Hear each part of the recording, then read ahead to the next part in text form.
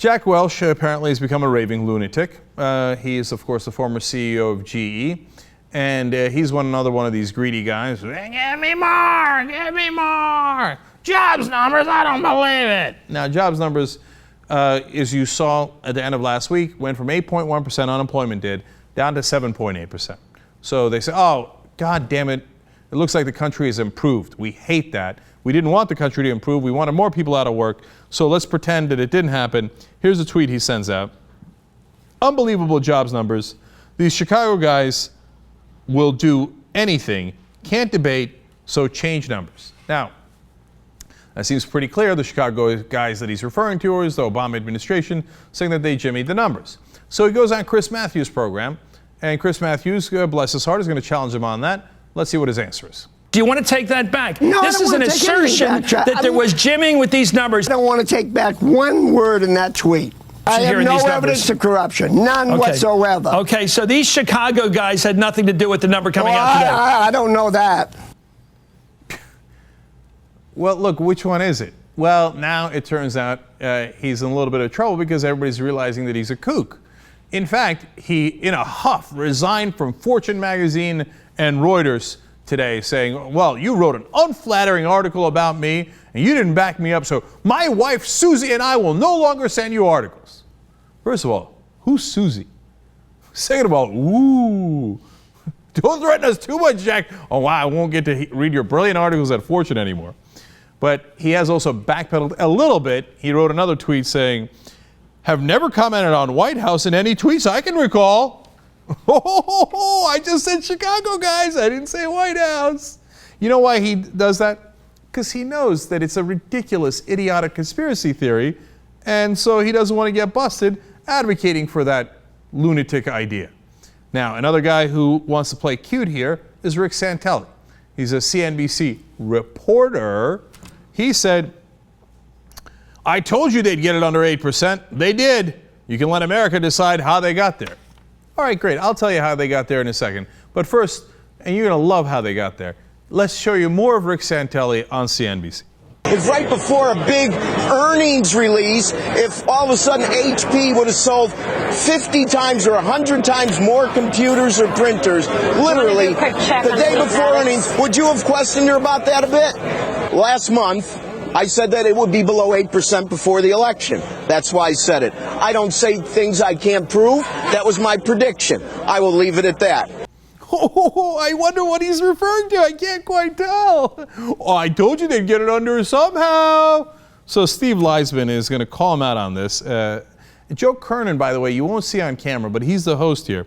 And what's interesting is, as you're about to watch this, see who's yelling more and who's dominating the conversation more. Because CNBC is on Santelli's side. They're all suck-ups to Fortune 500 companies, Wall Street, the establishment, et cetera, et cetera. So Joe Kernan, the host, had said right before what you're about to see to Steve Leisman, who's challenging Santelli, quote, I'm tired of listening to you. He says that to a guy that's on his air. And now, if he was the one yelling, well, you might say, okay, I get it. Now see who's the one who's overreacting and yelling. Watch.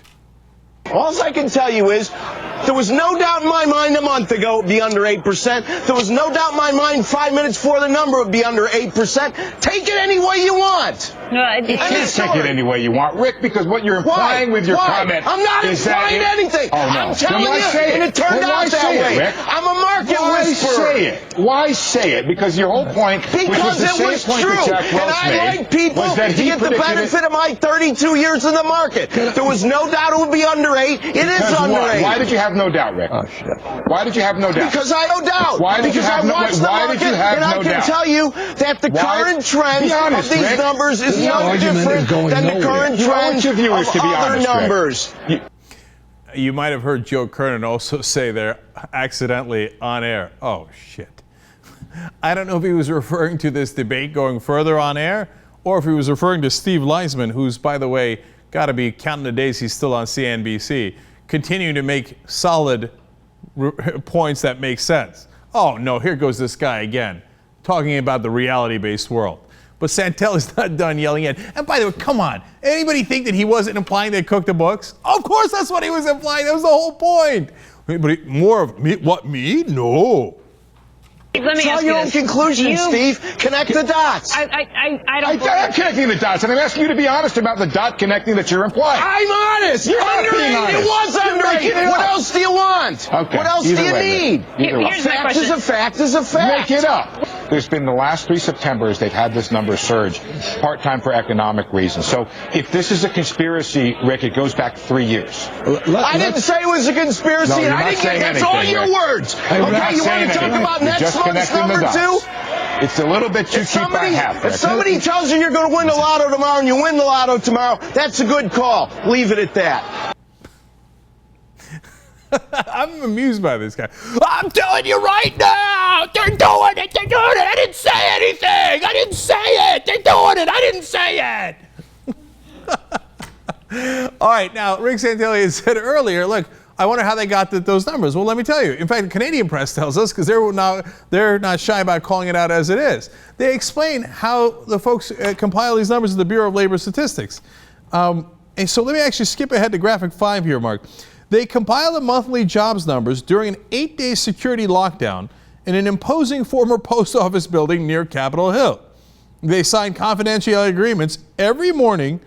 Their computers are encrypted, and they lock data into a safe even when they briefly used nearby restrooms. That's how they do it, Rick. They don't go around and involve a conspiracy with hundreds of people in what is normally an incredibly safe lockdown environment. They're like, hey, what are the Chicago guys saying? All right, let's go do that. No, they're professionals. There's not a single political appointee at the Bureau of Labor Statistics. So these guys are so full of it. So let me go back to Paul Krugman, graphic 1. He said, it is quite simply frightening to think that a movement this deranged wields so much political power. He's absolutely right. And he's not the only one. And it's not just Democrats or liberals. Tony Fratto used to work for George W. Bush, was a spokesperson. Says, quote, Bureau of Labor Statistics is not manipulating data. Evidence of such would be a scandal of enormous proportions and loss of credibility. Austin Goolsbee, who was a top economic advisor to President Obama, says, love you, Jack, referring to Jack Welch, but you've lost your mind. Now, you want to hear the funniest part? There was one president who did try to cook the books at the Bureau of Labor Statistics. You want to know who it was? Richard Nixon, a Republican. And it gets better. Listen to what he said about who he thought was out to get him at the Bureau of Labor Statistics and what they could do about it. Quote, in 1971, former President Richard Nixon became convinced the Bureau of Labor Statistics was being secretly controlled by his Democratic rivals and what he called a Jewish cabal. He instructed aides to compile a list of important Jewish officials at the agency. Republicans, always doing the projection. They tried to cook the books at the Bureau of Labor Statistics, and of course, in his own colorful way, Nixon's like, Jews! The Jews are screwing me with their numbers! They've never believed the numbers. They've always been the bad guys. And they're always the ones who try to cook the books. By the way, you know who else tried to cook the books? Jack Welch.